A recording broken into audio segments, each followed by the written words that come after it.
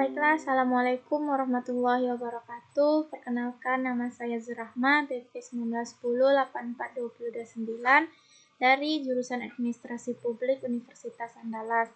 Baiklah, pada video ini saya akan memaparkan atau menjelaskan tentang tutorial uji beda korelasional, formalitas, linearitas, dan homogenitas lanjutan. Baiklah, yaitu dengan menggunakan aplikasi SPSS. Baiklah, yang pertama kita akan lakukan uji beda korelasional.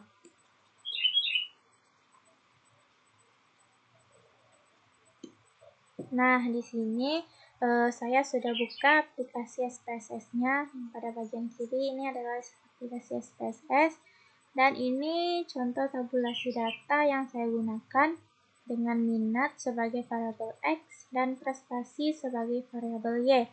Nah, nanti yang akan kita uji apakah minat ini berkorelasi dengan prestasi atau berhubungan dengan prestasi. Nah, langkah yang pertama pada program SPSS ini, kita klik variable view pada bagian bawah. Nah, muncul seperti ini. Pada bagian name, baris pertama, kita isikan X, baris kedua Y. Setelah itu pada bagian label, kita isikan baris pertama minat, baris kedua kita isikan prestasi. Nah, setelah itu kita kembali ke data view. Nah, di sini akan otomatis berubah menjadi X dan Y. Nah, selanjutnya kita kopikan, kita ambil datanya pada data Excel kita tadi. Nah, yang ini kita copy ke kanan, copy. Nah, kita pastekan pada program SPSS-nya. Di sini paste. Nah, muncul datanya. Selanjutnya baru kita lakukan uji korelasionalnya, yaitu dengan klik analyze pada bagian atas program SPSS, analyze, ambil correlate. Pada bagian ini kita ambil bivariate. Nah, klik. Nah, akan muncul kotak dialog seperti ini. Pada bagian kotak minat dan prestasi, ini kita blok atau Ctrl A. Selanjutnya kita pindah ke kotak variabel dengan klik tanda ini. Nah, setelah itu yang correlation coefficient-nya pastikan yang person itu sudah tercentang, dan yang test of significance yang to Taylor itu sudah diberi tanda juga, dan bercentang pada flag significant correlation. Setelah semua sudah beri tanda tercentang, klik OK. Nah, ini muncul data uji korelasional kita atau outputnya. Nah, di dalam uji korelasional ini ada beberapa dasar keputusan dalam analisisnya. Yang pertama bisa berdasarkan nilai signifikansinya, yang mana jika nilai signifikansinya kecil dari 0,05, maka terdapat hubungan atau korelasi antar variabel yang dihubungkan. Sebaliknya, jika nilai signifikansinya besar dari 0,05, maka tidak terdapat korelasi antar variabel. Nah, pada data kita ini dapat kita lihat nilai signifikansinya atau yang ini sig to Taylor. Nah, ini yaitu 0,001. Atau yang ini juga boleh yang di bawah. Nah, dapat kita ketahui 0,001 itu kecil dari 0,05. Jadi, terdapat korelasi antara minat dan prestasi. Selanjutnya ada juga dengan berdasarkan nilai R hitung atau person correlation, yang mana jika nilai R hitung besar dari R tabel, maka ada korelasi antar variabel. Sebaliknya, jika nilai R hitung kecil dari R tabel, maka tidak ada korelasi antar variabel. Nah, di sini kita butuh yaitu data R Airtable itu bisa di-download. Nah, di sini saya sudah ada data Airtable itu. Ini sifatnya emang tetap seperti ini, sudah ada ketentuannya, jadi kita cuma download.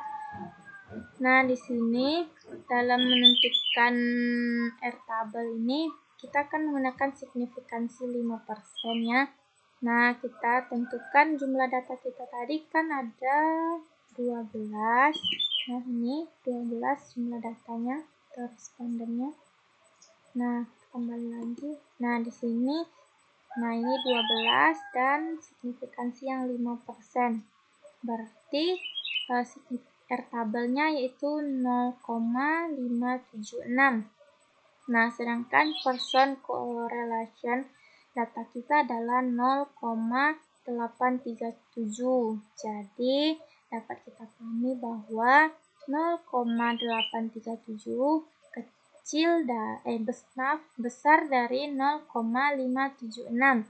Jadi dapat kita katakan bahwa terdapat korelasi antara minat dan prestasi karena person correlation 0,837 itu besar dari 0,576. Nah, cara yang ketiga juga bisa dengan berdasarkan tanda bintang, yang mana pada person correlation itu jika ada tanda bintang 1 ataupun 2 itu berarti ada korelasi antar variabel. Sedangkan jika tidak ada maka tidak terdapat korelasi antar variabel. Nah, di sini pada data kita itu dapat terlihat ada 2 tanda bintang, ini 1, 2, atau yang ini juga bisa kita jadikan 1 atau 2. Nah, jadi dapat kita simpulkan bahwa terdapat korelasi yang signifikan antara minat dan prestasi. Baiklah, untuk correlation ini kita cukupkan sampai di sini. Selanjutnya kita masuk kepada uji normalitas. Nah, untuk selanjutnya uji normalitas yang ini kita keluarkan.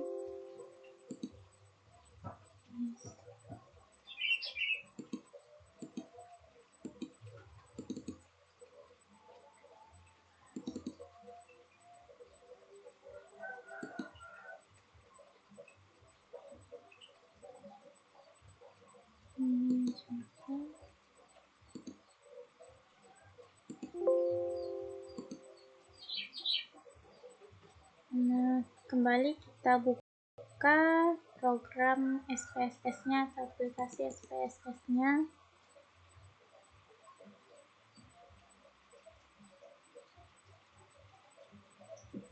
Maaf, kita tunggu sebentar loadingnya.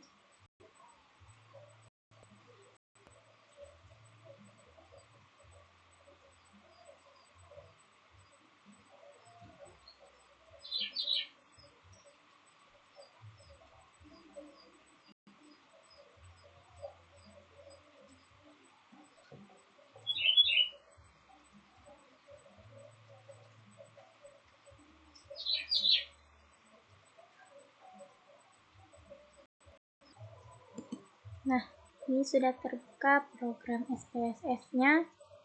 Nah, sama seperti tadi pada uji korelasi, pada uji normalitas ini, langkah awal kita adalah kita klik variable view pada program SPSS.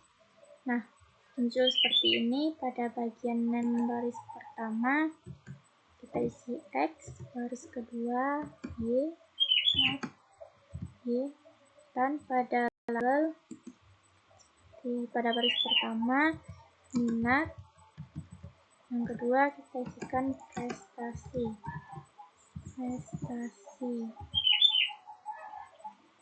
Nah, di sini kan datanya sama seperti yang tadi, minat sebagai variabel X yaitu independen dan prestasi sebagai variabel Y atau dependen.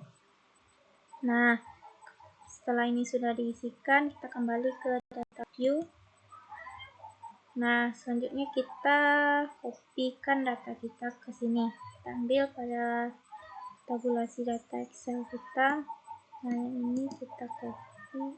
dari buku tadi ya. Nah, kita pastikan pada program SPSS. Nah, sudah muncul datanya. Selanjutnya kita lakukan uji normalitasnya. Yang pertama, klik Analyze pada bagian atas. Kita ambil Regression dan submenu Linear. Nah, di sini muncul kotak dialog. Variabel minat ini kita pindah ke kotak independen dengan klik tanda ini, dan prestasi kita pindah ke kotak dependen. Dah, setelah itu kita klik save pada bagian kanan ini, save. Nah, kita centang pada kotak under standardized residual. Nah, yang ini. Setelah itu continue dan OK. Nah, ini akan muncul outputnya dari uji normalitas kita tadi. Namun bukan ini yang akan kita ambil untuk uji normalitasnya nanti. Kita kembali dulu ke SPSS data kita sebelumnya yang ini. Nah, di sini otomatis akan muncul variabel baru dengan nama res1. Nah, selanjutnya kita klik lagi Analyze. Kita ambil non-parametric test dengan menunya Legacy Dialog dan ambil one sample KS. Ini kita klik. Nah, kita ambil yang variabel menu under standardized residual atau res1-nya. Kita pindah ke kotak test variable list. Klik ini. Dan pada test distribution ini, pada kata normal itu di kotaknya ada tanda centang, pastikan itu. Selanjutnya klik OK. Nah, di sini sudah muncul outputnya.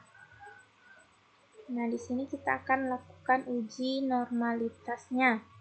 Dalam uji normalitas itu ketentuannya yaitu berdasarkan nilai signifikansi, yang mana jika nilai signifikansi lebih besar dari 0,05, maka data penelitian berdistribusi normal. Sedangkan jika nilai signifikansi lebih kecil dari 0,05, maka data penelitian tidak berdistribusi normal. Nah, di sini kita lihat nilai signifikansi kita atau yang ini asymptotic to Taylor, yaitu bernilai 0,2. Nah, dapat kita ketahui bahwa 0,2 ini besar dari 0,05. Berarti dapat kita katakan distribusi normalitasnya itu normal, distribusi datanya itu normal.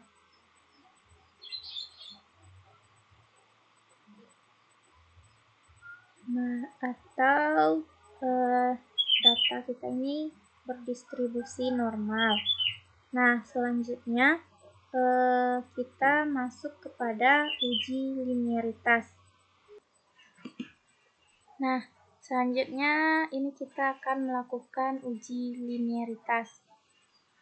Nah, caranya bersama dengan sebelum-sebelumnya. Yang pertama, pada program SPSS ambil variabel view. Pada bagian name, kita klik baris pertama X, baris kedua Y. Pada bagian label, baris pertama minat, baris kedua prestasi. Nah, setelah itu kita kembali ke data view dan muncul X dan Y, lalu kita kopikan data kita tadi. Nah, data yang saya gunakan itu masih sama dengan yang sebelumnya. juga bisa berbeda tergantung pada data yang kita ada.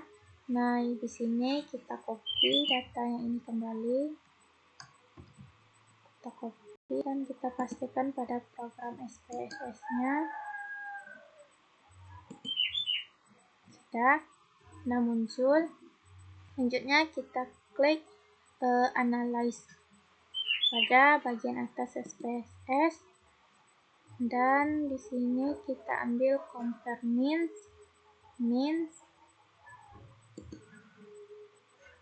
Nah, muncul kotak dialog yang variabel minat atau X kita pindah ke kotak independent list, dan prestasi kita pindah ke kotak dependent list.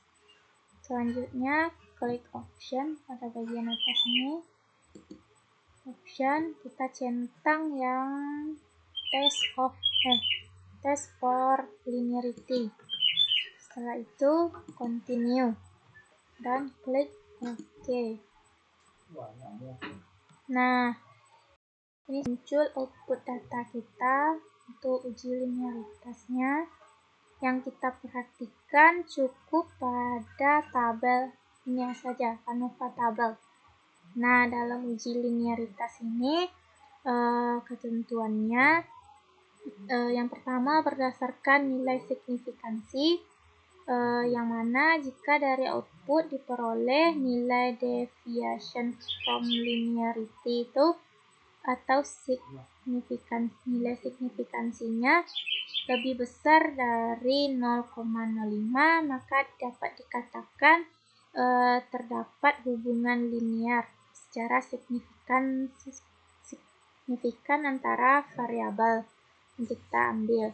Sedangkan sebaliknya, jika nilai deviation from linearity atau nilai signifikansinya kecil dari 0,05, maka tidak terdapat hubungan yang linear antara variabel. Nah, pada data dapat kita lihat nilai signifikansinya yaitu yang ini pada pojok kanan bawah itu 0,545.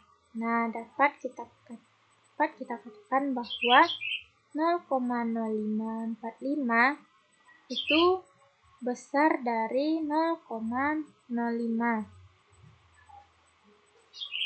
Maaf, 0,05.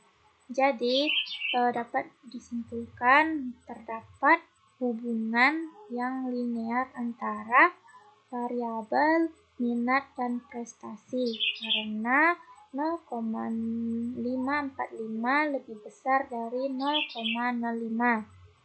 Selanjutnya juga bisa berdasarkan nilai F atau tabel F atau F hitung. Nah, di sini kita perlu yaitu nilai F hitung, tabel nilai F hitung. Nah, di sini sudah ada, saya ambil.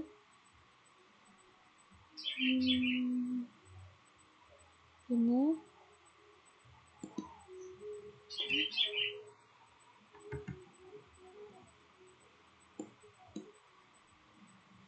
Nah, di sini yang kita lihat itu adalah deviation from linearity dengan within group yang kita bandingkan dengan membandingkan nilai DF-nya yang mana 2 dengan 8.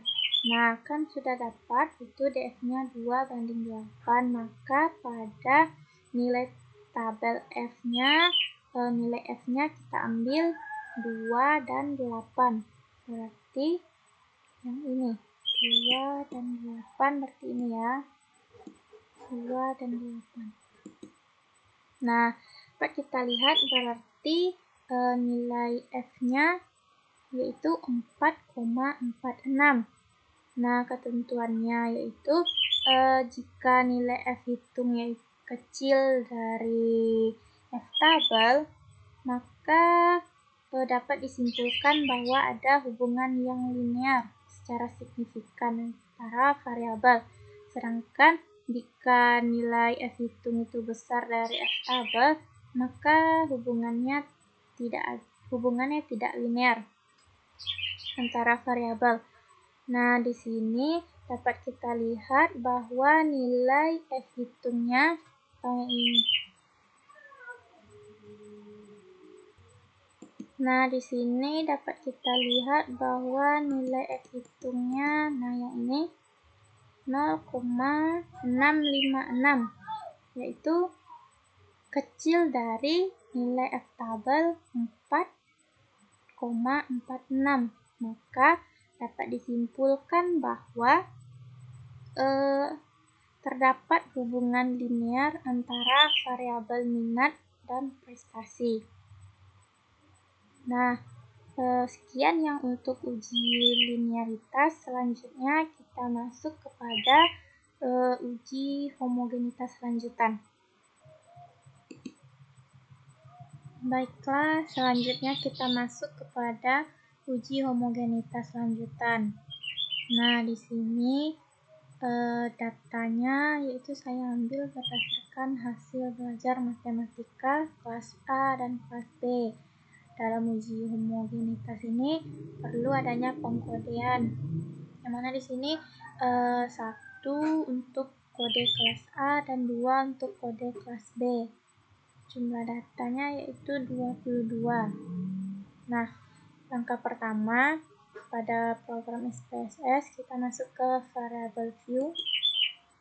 Pada bagian name baris pertama kita isikan hasil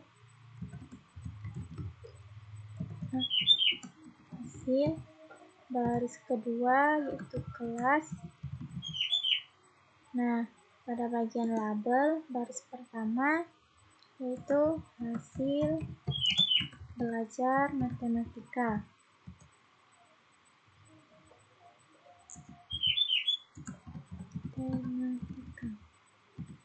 Baris keduanya kelas. Nah, selanjutnya pada bagian values yang ini pada baris kedua. Nah, kita klik akan muncul seperti ini. Yang pada kotak value kita isi dengan kode 1 pada bagian label yaitu kelas A. Lalu kita klik add. Nah, selanjutnya pada bagian value klik 2. Pada bagian label kita ketik kelas B. Lalu kita add kembali. Sudah seperti ini, klik OK. Sudah, kita kembali ke data view. Nah, sini ada hasil dan kelas. Selanjutnya kita pindahkan data yang ada di Excel pada program SPSS, yaitu pertama dimulai dari kelas A dengan hasil belajarnya. Kita blok ini sampai 22, copy. Kita pastekan pada bagian hasil. Paste. Nah, selanjutnya pada nomor 23 itu kita isikan dengan hasil belajar kelas B. Nah, kita blok datanya. Dan kita copy. Nah, kita pastikan pada bagian nomor 23 di program SPSS. Sudah, semua data 24. Selanjutnya pada bagian kelas. Nah, di sini yang kita kopikan adalah pertama dari kode kelas A. Yang ini kita copy semua data. Kita copy. Nah, pastikan pada program SPSS bagian kelas. Paste. Selanjutnya di nomor 23 sama tadi kita kopikan yang kode B. Kita blok.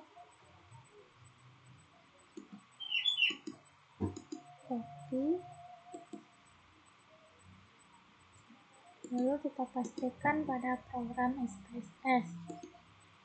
Nah, sudah semua data. Baru kita lakukan uji homogenitasnya. Pertama, klik Analyze pada menu bagian atas SPSS. Ambil Compare Means, submenu One Way ANOVA. Klik. Nah, muncul kotak dialog. Variabel hasil belajar matematika kita pindah ke kotak Dependent List. Sedangkan kelas kita pindahkan ke kotak faktor.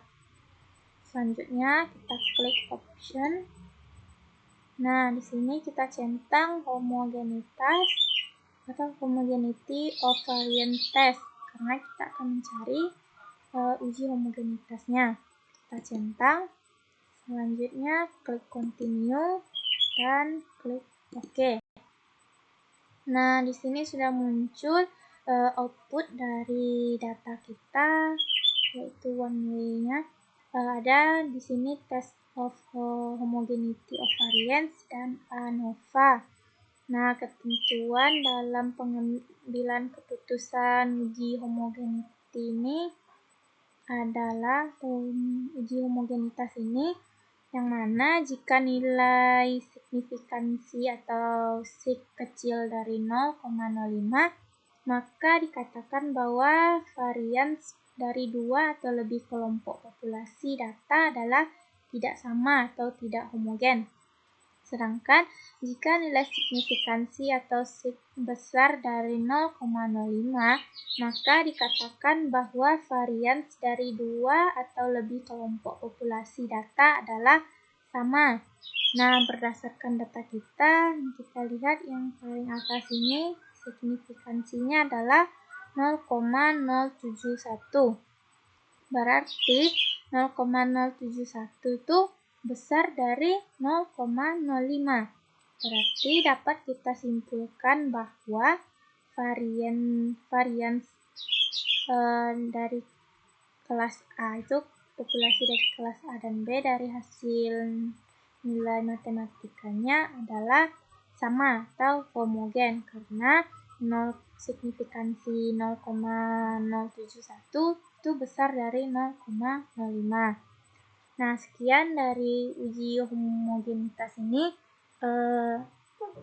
Dan selanjutnya dengan begini berakhirlah tutorial yang saya berikan pada hari ini. Atas segala kesalahan dan banyak kurangnya saya mohon maaf. Wassalamualaikum warahmatullahi wabarakatuh. Dan pesan saya semoga ini bermanfaat bagi teman-teman yang menontonnya.